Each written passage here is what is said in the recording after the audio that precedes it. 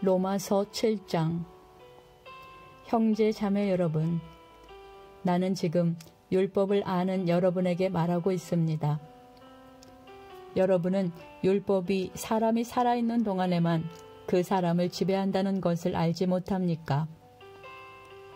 이를테면 결혼한 여자는 남편이 살아있는 동안에는 법에 의해 남편에 매여 살아야 합니다. 하지만 남편이 죽으면 그 여자는 남편에게 매여 있던 법에서 해방됩니다. 그래서 여자가 남편이 아직 살아있는데도 다른 남자와 결혼하면 그 여자는 간음죄를 짓는 것이 되지만, 만일 남편이 죽으면 그 여자는 그 법에서 해방되므로 다른 남자와 결혼하더라도 간음죄를 짓는 것이 되지 않습니다. 내 형제 자매 여러분, 이와 같이 여러분들도 그리스도의 몸으로 말미암아 율법에 대해 죽었습니다. 이제 여러분은 하나님께 열매를 맺기 위해 다른 분, 곧 죽은 사람들 가운데서 살아나신 그분의 사람이 되었습니다. 전에 우리가 죄의 성품에 사로잡혀 살았을 때는 율법이 우리 몸속에서 죄를 지으려는 욕망을 일으켜 죽음에 이르는 열매를 맺게 했었습니다. 그러나 이제 우리는 우리를 가둔 율법에 대해 죽고 율법으로부터 해방되었습니다. 그러므로 우리는 기록된 문자에 따라 하나님을 섬기는 것이 아니라 성령의 새로운 방법으로 하나님을 섬깁니다. 그렇다면 우리가 무슨 말을 하겠습니까? 율법이 죄입니까? 절대로 그렇지 않습니다.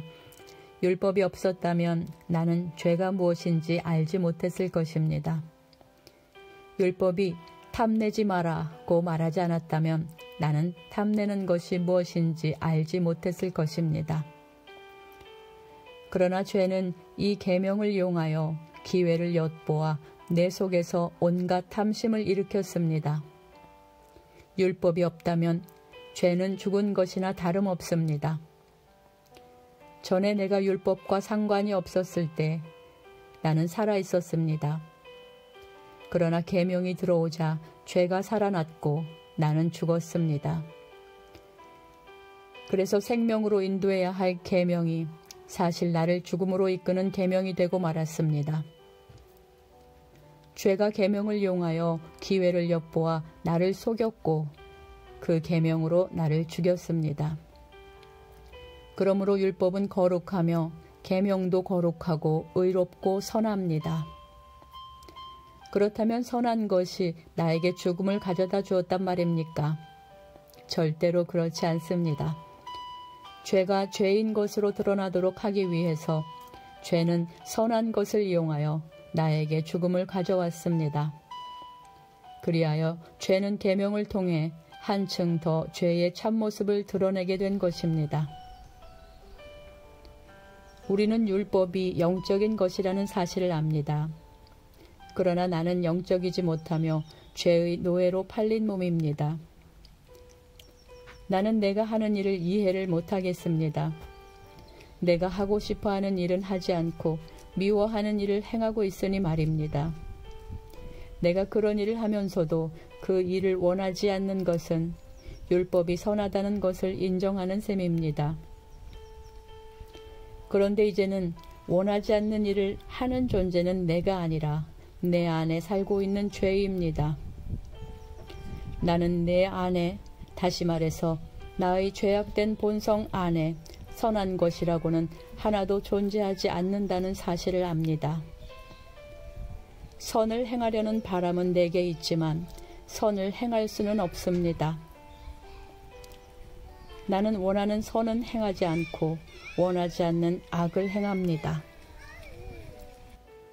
내가 원하지 않는 일을 행하고 있다면 그 일을 행하는 자는 내가 아니라 바로 내 안에 살고 있는 죄입니다. 그러므로 나는 이런 법칙을 발견했습니다. 선을 행하려는 마음은 나에게 있지만 악이 나와 함께 있다는 것입니다. 사실 나의 속 중심에서는 하나님의 법을 즐거워합니다. 그러나 나의 몸의 여러 부분들에서는 다른 법이 작용하고 있습니다. 그 법이 내 마음의 법과 싸워 나를 내 몸에서 작용하고 있는 죄의 법에 사로잡히게 합니다. 나는 참으로 비참한 사람입니다. 누가 나를 이 사망의 몸에서 구원해내겠습니까? 우리 주 예수 그리스도로 인하여 하나님께 감사합니다. 그러므로 나는 마음으로는 하나님의 법에 복종하는 반면 죄악된 본성으로는 죄의 법에 복종하고 있습니다.